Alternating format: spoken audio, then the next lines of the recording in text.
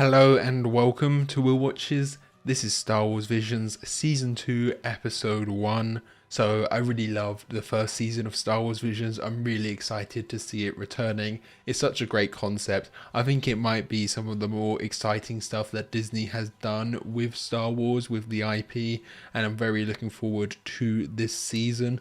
I do have a bit of a conundrum here because last season I watched it all in Japanese with subtitles, but this season it's animation studios from all around the world, and I'm not sure whether I was going to go for the language of the studio, from where the studio is from, or just go for English. I think I am leaning on the side of just watching in English.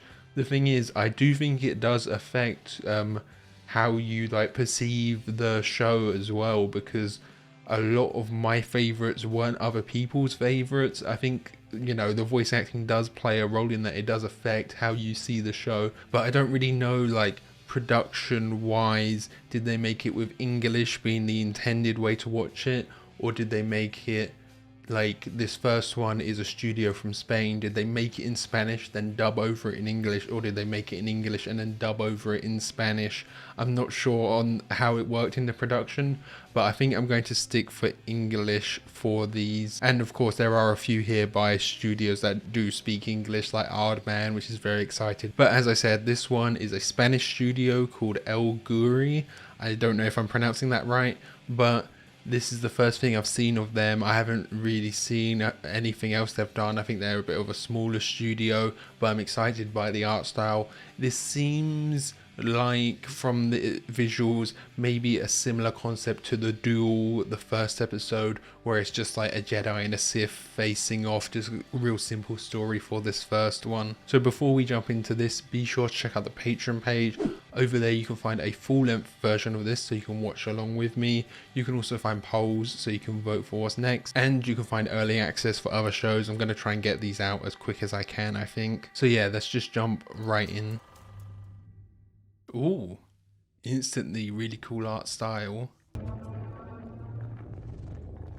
Yeah, it's almost that Spider-Verse style with the hand-painted textures on the 3D models. Or more similar actually maybe to Puss in Boots: The Last Wish, how the brushstrokes are coming off the models as well.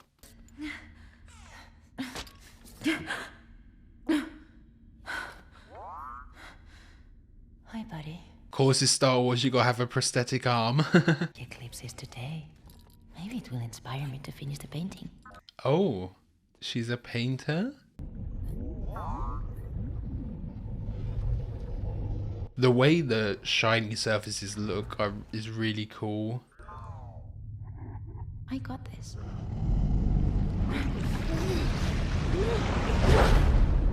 So she uses the Force to paint? Was that what that was? She changed the color of them though, and now they're all black. I still didn't get it. Wow. That's a cool concept. She does have a saber, yeah. Ooh, aspect ratio opening up there. That's cool. And then she can just let the paint dry in that pattern. I love how abstract this is as well.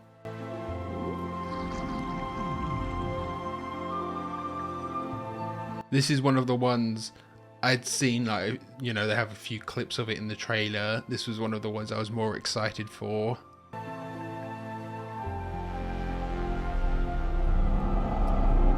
And then parts of it are like a blank canvas, and then something a bit more threatening there in the background.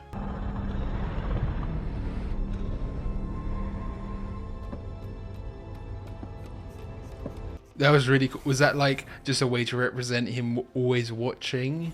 This one is titled Sith, so, and I've seen in the trailer that guy show up.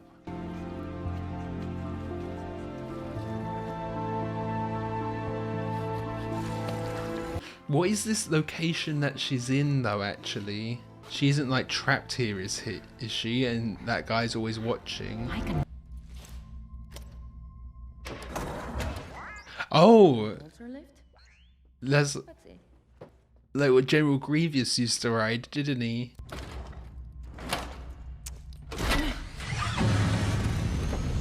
Oh, but she left the saber behind.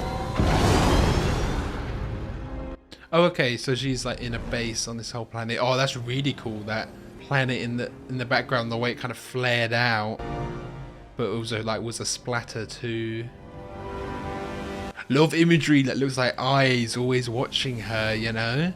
Even that planet. Yeah, that looks so cool.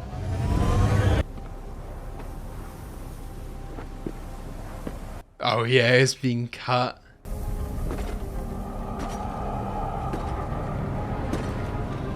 Definitely a cool design. Oh, there's more actually, it's not just him.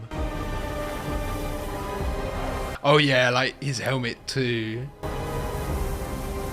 As I said earlier, the reflective surfaces have a really cool look.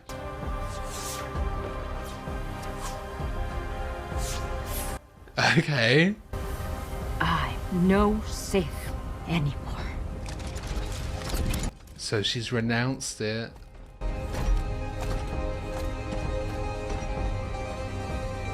Can't remember if we saw her blade in the trailer. Is hers blue or is it red as well, like a Sith's?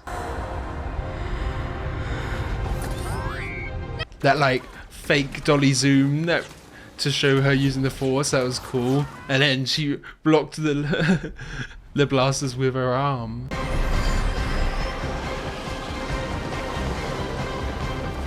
Yeah, the combination of 2D and 3D here is working great. Those like smoke trails behind them look great too.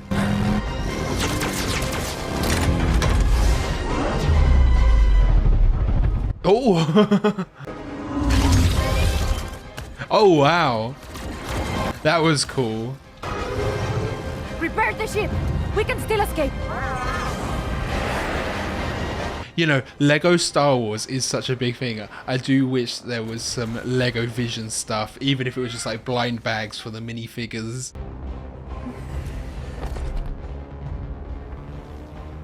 I'd love the Jedi from Village Bride. Or the twins. Oh! Okay, yeah, E2's packing some firepower.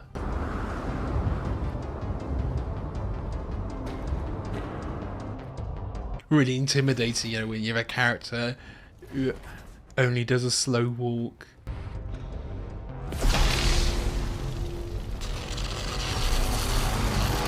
Yeah, that sparking effect is so cool. Is his saber a slightly different shape? It looked like it maybe wasn't like a tube. Oh, she's got a yellow. It's a bit more, yeah, his is a bit more like a knife almost. And hers is more like a katana because it's got that curve in it.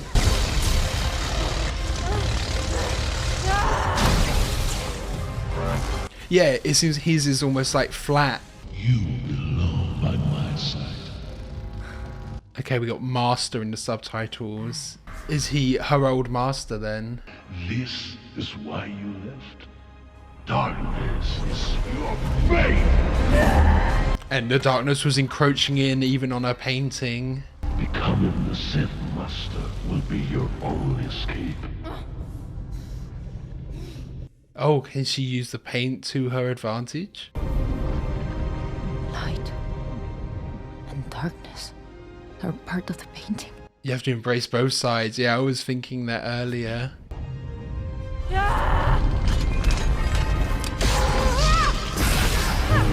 Ooh, okay. Double-sided, embracing both sides. The Sith Master now. I said I'm no Sith. Yeah, it's that embracing of both sides. The grey Jedi, or would she be a grey Sith? That was the effect on him like flaking away.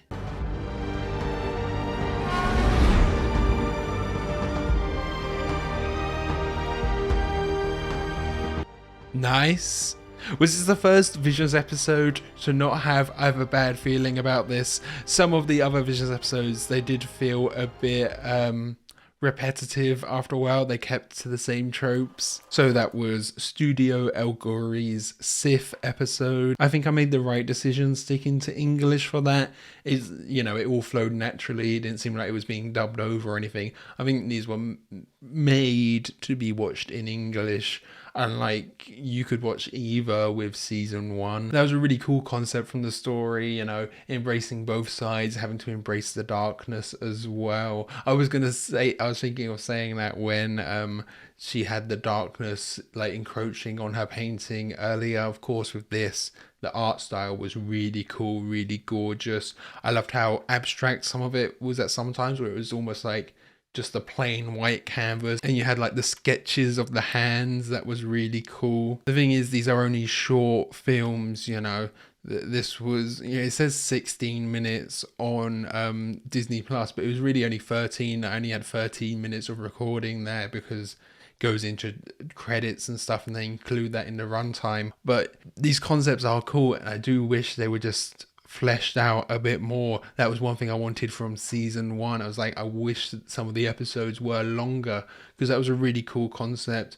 You know, an ex-Sith being hunted down by her Sith master, and then she embraces both sides. The backstory here seemed really cool. You know, you could flesh this out and build it out into like an hour, you know, a whole movie.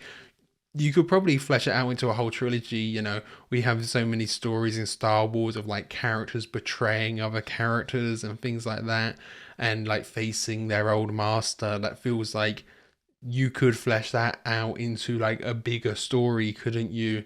This was a great first episode, you know, bringing people in. Like the duel, it was a bit more action focused, and I think they do that with the first ones just to bring people in. I am hoping in the next few episodes, maybe there'll be ones that are a bit more of like original concept and explore other parts of the Star Wars universe, other concepts and aspects that would still be cool. This was still good though, you know. I really love the art style. It was very much, you know, your Spider-Verse, your Puss in Boots, The Last Wish. It was very similar to that, because you had the kind of visible brushstrokes, and of course the theming of this going around the painting was really cool as well. It tied in thematically, tied the art style into the themes of the episode as well, which is always cool. So then the main character here, I don't think we had a name for her, but I was trying to see if I recognized her voice, because I know season 1, the English voice actor, they had some big voice actors in there, like Neil Patrick Harris was one of the twins in the Twins episode.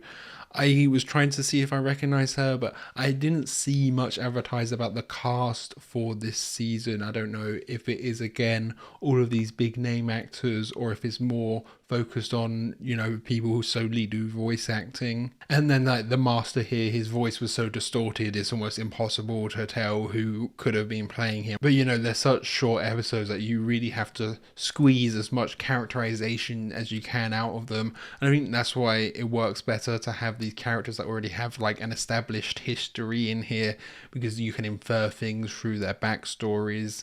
That works well in this like format, doesn't it? So I think that's everything for this first episode.